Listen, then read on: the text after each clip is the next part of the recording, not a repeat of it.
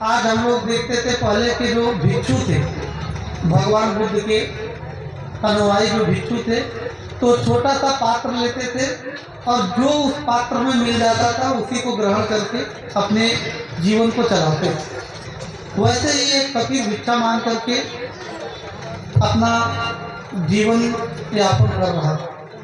एक दिन भिक्षा मांगते मांगते राजा के दरबार में पहुंच गए। राजा के दरबार में जब पहुंचा तो राजा बहुत दानी, उस नगर के राजा बहुत ही दानी। वो फकीर को वहाँ के गेटमैन ने जाकर के बताया राजा से कि राजा एक संत जी आए हैं और उनको कुछ हम सबको इस राज्य से चाहते हैं, इस दरबार से कुछ चाहते हैं।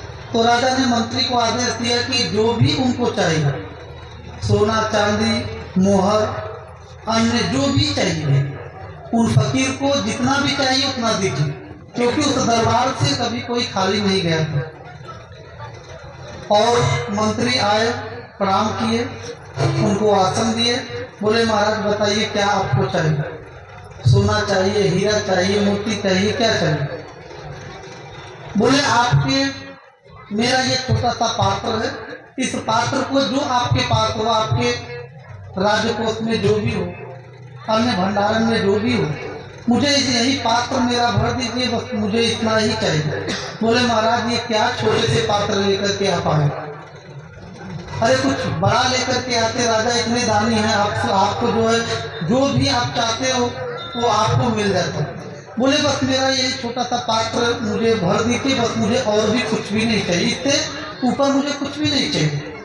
तो मंत्री ने सोचा चलो ठीक है, और बड़ा सा डलिया, उन्होंने छोटा सा पात्र देखा उस फकीर का, उन्होंने काफी बड़ा डलिया में सोना चांदी, बोले सोचे अन्य क्या दूं, आटा क्या दूं, चावल क्या दूं, इनको सोना चांदी से ही छोटा सा पात्र है भर, और बड़े पात्र में सोना चांदी मोहर सब लेकर के आए और पात्र में डालते गए, और पात्र वैसे खाली का खाली रहा, भर ही नहीं रहा था। और बड़ा से पात्र में जितने भी गहना, जितने भी धन दौलत था सब उसने डाल दिए। तुम्हें बड़ा आश्चर्य लगा कि ये पात्र छोटा सा पात्र में बड़े पात्र में इसको मंगाया, और ये पात्र भर क्यों नहीं रहा?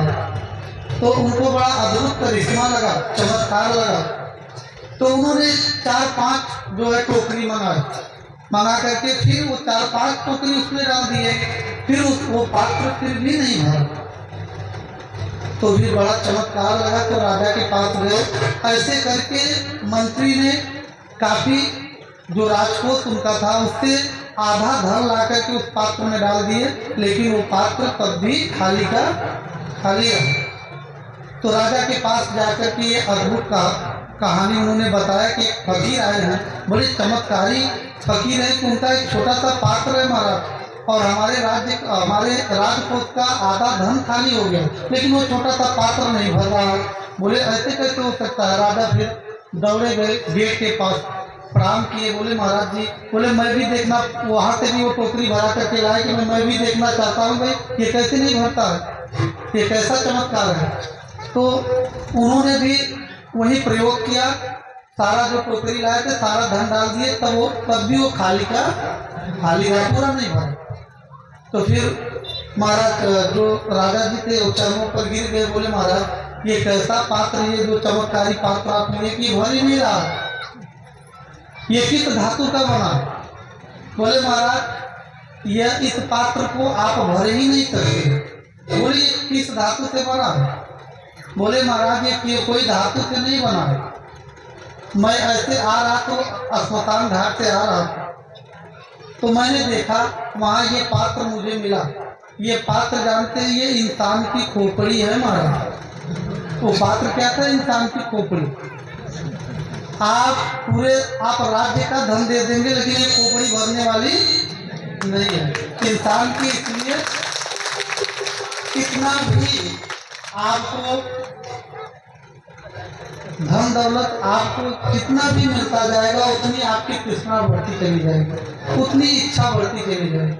लेकिन सदगुरु कबीर साहब कहते हैं अगर सुख को, शांति को अपने जीवन में चाहते हैं तो इच्छाओं का दमन करिए, इच्छाओं को मारिए।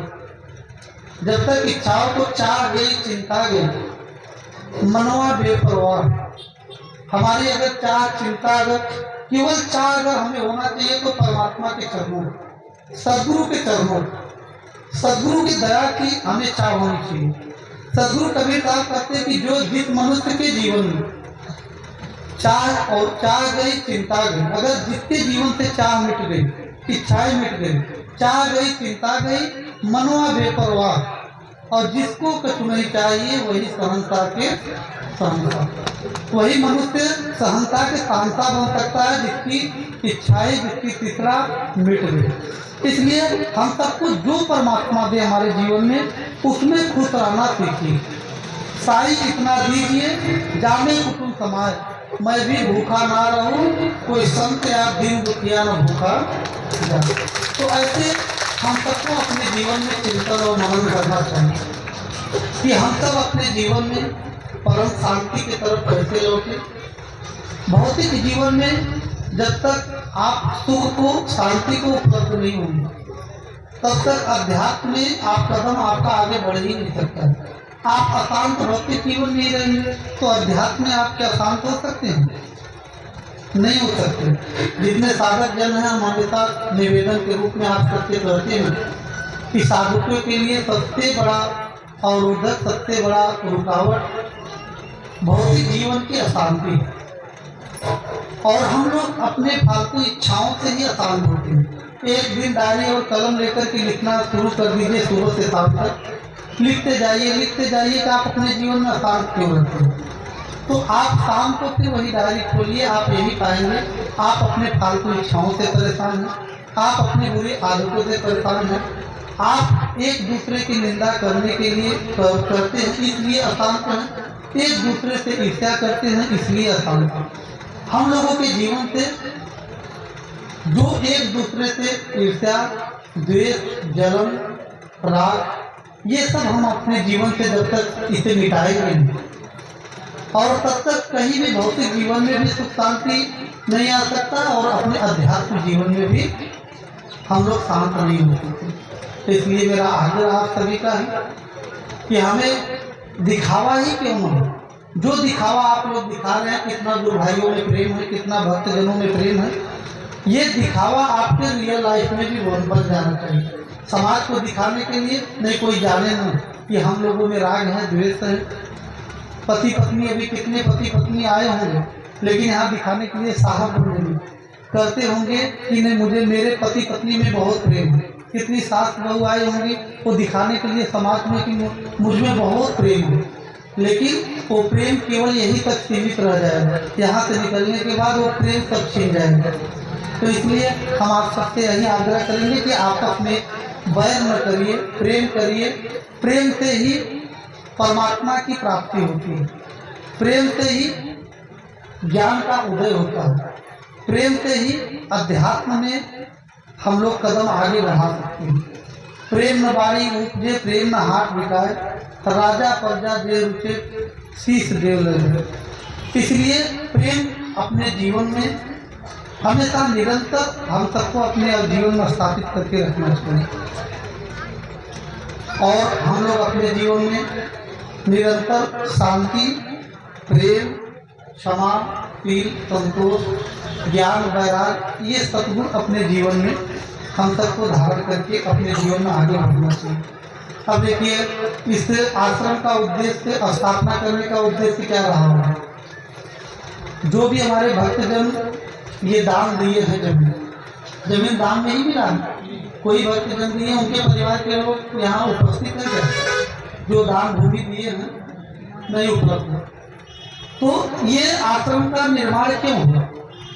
क्योंकि यहाँ जीवों का आत्म कल्याण लोगों का हुआ, लोग अपने जीवन में सुख शांति स्थापित करते हैं। यही उद्देश्य के लिए ये आश्रम का निर्माण हुआ। और हमारे अभी हम तक के बीच में महंत पूजनीय महंत साहब जी, निर्मल साहब जी हम तक के बीच में, अब शरीर तो नहीं है लेकिन उनके प्रेम, उनकी दया की वाइब्रेशन निरंतर यहाँ गूंजती रही, निरंतर ये बह रही है उनकी धारा। उनकी प्रेम की धारा।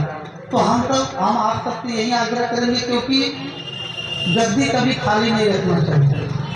महंत का जो पद होता है, गुरु का जो गादी होता है, उस गद्दी को कभी खाली नहीं रखना चाहिए। तो हम लोग कमेटी जो यहाँ आपके गुरु भाइयों की कमेटी जो बनी, उस पर विचार किया गया कि भाई अब तो साहब चलेंगे, अब साहब चलेगा तो कोई न कोई देख रेख करने वाला महंत तो चाहिए, क्योंकि कोई भी किसी को जिम्मेदारियां दिया जाएगा तो फिर बखूबी उस जिम्मेदारियों को निभाएंगे। अब निर्मल साहब गुरु के रूप में रहें तो किसी न किसी को किसी संत महापुरुष के गुरु के रूप में स्थापित करना। तो मेरे भी विचार कुछ हम कमेटी के अपने भक्तजनों को बीच में मैंने रखा और सभी लोगों ने स्वीकार किया और सबके भी इच्छा यही थी। और हम सबके बीच में एक संत जन है और जिनको हम जिम्मेदारियां सौंपने वाले हैं, और उन्होंने निर्मल साहब की छवि, अगर हमको भी अगर प्रेम आप लोग करते हैं तो मेरी भी छवि देख करके और सदगुरु कबीर साहब की छवि देख करके और उनको हमें अपने गुरु के रूप में आप सबको स्वीकार करने की जरूरत सबको है। और आप सबके बीच में अभी भेद भी उनका हुआ है और शायद आप लोग जानते हैं। आइए साहब जी इधर आइए। आप सबके बीच में सुधीर साहब, इनका नाम पुराना सुधीर साहब है और लेकिन अब नया नामकरण हुआ, क्योंकि निर्मल साहब ने जो प्रेम की शीतलता यहाँ स्थापित किया, इसलिए मैंने इनका नाम जो है कि शीतल दास रखा। निर्मल दास के बाद शीतल दास। इधर आ जाओ, क्या हाल है? इधर आ जाओ, इस तरफ। हम आप सबके बीच में इनको सर्वसम्मति से और इनको मैं यहाँ का जो है कि हम लोग महंत स्वीकार करें, गुरु का पद है तो गुरु के पद को स्वीकार करें। एक कुर्सी लेते आइए, एक कुर्सी ले आइए, एक कुर्सी लेते आइए, बगल में ये कुर्सी। हाँ साहब कुर्सी, ठीक है, बैठ जाइए कुर्सी में। तो आज जो है कि सभी आप सभी से मेरा अनुरोध है, आप सभी से निवेदन है कि निर्मल साहब जी के बाद इनका नाम हमने क्या रखा है? शीतल दास। आज से शीतल दास साहब जी को मैं आप सबके जीवन में सौंप रहा हूँ और इनको आप लोग सहज प्रेम से आप लोग स्वीकार करिएगा। और आप लोगों से मेरा यही आग्रह है, निवेदन है कि गुरु के रूप में आप देखिए, पूजा किसी की नहीं होती, हमारी पूजा नहीं होती, किसी संत की पूजा नहीं होती है, पूजा वो सदगुरु परमात्मा की पूजा होती है।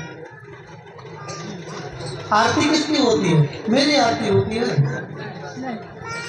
आप आरती किसकी होती है? सत्य पुरुष की आरती संतन की ही देन, और लखा जो चाहो अलग को तो संतन में ही दे। और सबको लेकर के चलेंगे, इनका प्रेम भाव जो है। और आप लोग भी मिलजुल करके, सब लोग मिलजुल करके इस आश्रम के ज्ञान को आप लोगों को आगे बढ़ाना है। हम सभी का तो नाम मैं विजयनंदन साहब, भगवान दास साहब, सबको संत दास साहब, सबसे मेरा यह आग्रह रहेगा, निवेदन रहेगा कि आप लोग यहाँ रखिए, बगल में रखिए। माता जी जहाँ बैठी हैं उनको बगल करिए, हाँ वहाँ रखिए। ऐसे इधर मुँह करिए, इधर मुँह करिए, इधर ऐसे, बस बैठ।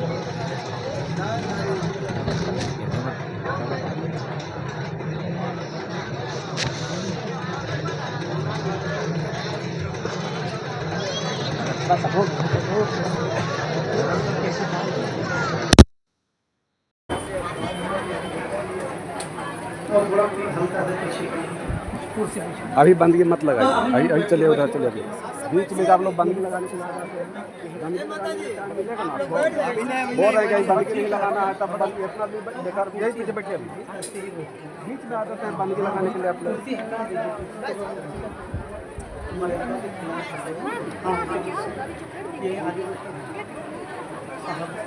थोड़ा सा आप उसको बदल, हाँ हाँ, थोड़ा सा आप कुर्सी बदल करिए। इससे तो नीचे रह देते तो बढ़िया। बोलिए सदगुरुदेव की जय। आप लोग, हमको लगता है कि खुश नहीं है क्या? तो जब खुश है तो एक बार जब घोष करेंगे पूरी ऊर्जा से, बोलिए सदगुरुदेव की बंदी छोड़ सदगुरु कबीर साहब की। और देखिए, गुरु से शिष्य होते हैं और शिष्य से गुरु होते हैं। आप लोग ही गुरु बनाएंगे और गुरु ही शिष्य बनाते हैं। अगर आप लोग गुरु मार्ग शिष्य ही न रहे तो गुरु का है का? गुरु कोई बन सकता है क्या? जब शिष्य ही न रहे तो गुरु कैसे बन सकते हैं?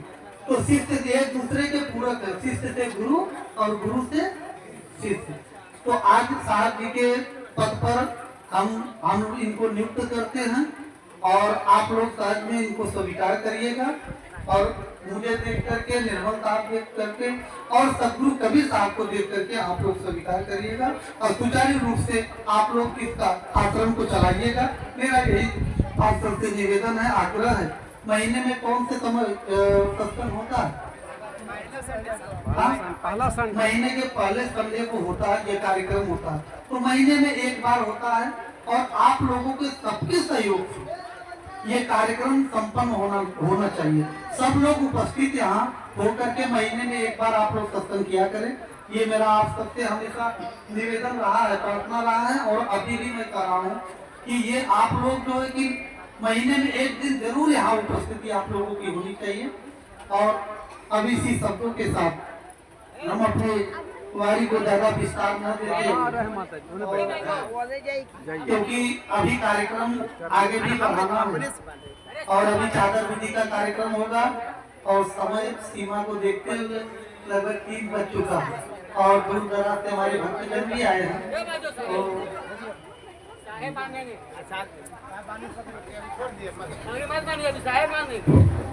तो आपने खुला थे इसीलिए बोलिए सदगुरुदेव की जय। अभी रहने दीजिए।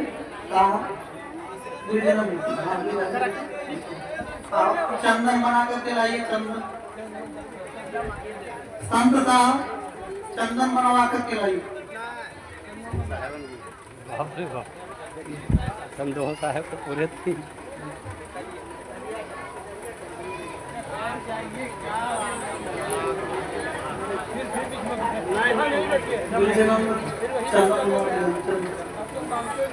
चंदन कटोरी में बनवा करके लाइए। बोलिए सदगुरुदेव की जय। आप लोग आपस में न बात करके अपने मन में ही केवल बात करिए। आप लोग आपस में जो है कि चर्चा न करें। और मेरा ये आप सबसे आग्रह है कि आप लोग भक्ति के पथ पर ऐसे आगे बढ़ते रहें और अपने जीवन से राग द्वेष ईर्ष्या कलह कल्पनाएं आप लोग अपने जीवन से निकाल करके, और आप लोग जो है कि हम तो यही निवेदन करेंगे कि मौन होना सीखिए।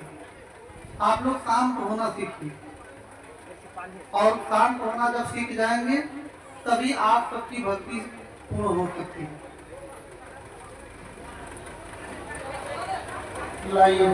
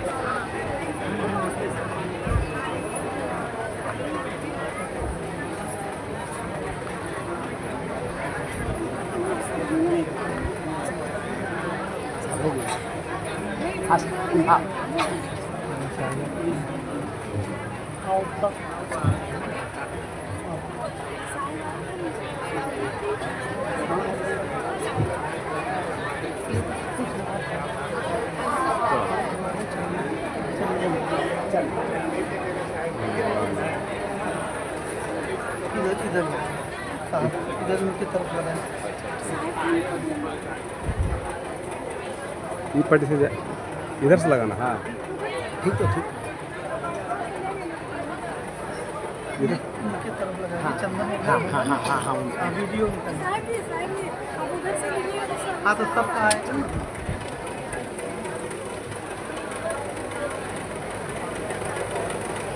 इसका साथ में तो सुनिए ना, एक पर्सनल उनका फोटो ले लेंगे, अभी तो लाइव चल रहा है। हाँ हाँ बाद में खींचे लेंगे ले लेंगे।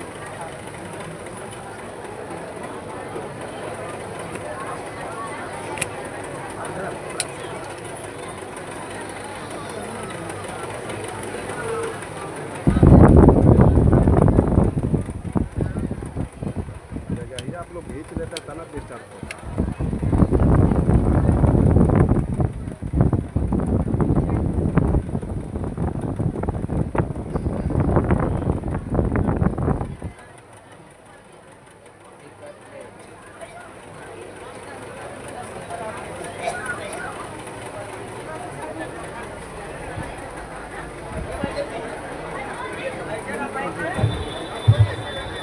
बोलो सदगुरु साहेब की, आचार्य साहेब की जय, आचार्य गद्दी बड़ैया की जय, सब संतन की जय, सब हंसन की जय, आज के आनंद की साहेब बंद की साहेब।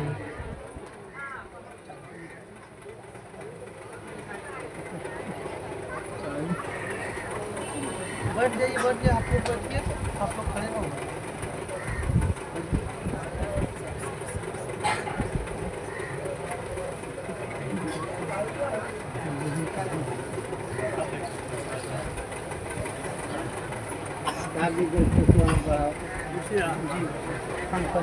चादर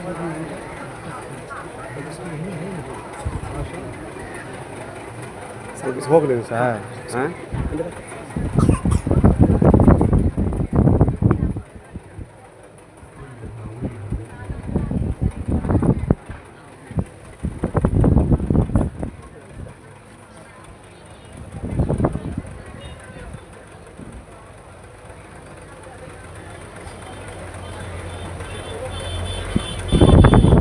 माला उधर ऊपर वाला है माला। वो माला वो माला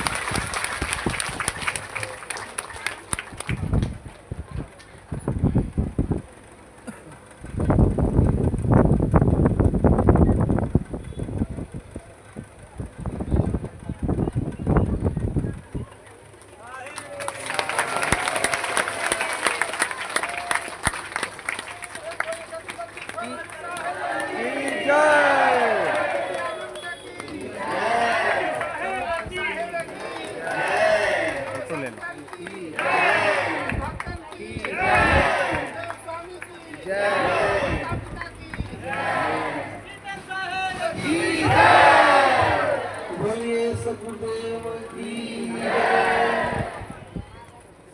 जो गुरु पद दिया जाता है उसके कुछ दायित्व और कर्तव्य होते हैं, और मैं इस कार्यक्रम के मन से ही मैं शीतल साहब साहब को यही निवेदन करूंगा कि सभी भक्तजनों को साथ में लेकर के चलना आपकी जिम्मेदारी, आपका दायित्व और आपका कर्तव्य है। और इस आश्रम के ज्ञान को जन जन तक पहुंचाना, सदगुरु कबीर साहब के ज्ञान को जन जन तक पहुंचाना, ये आपका दायित्व और कर्तव्य है। सभी संत महापुरुषों का सम्मान करना,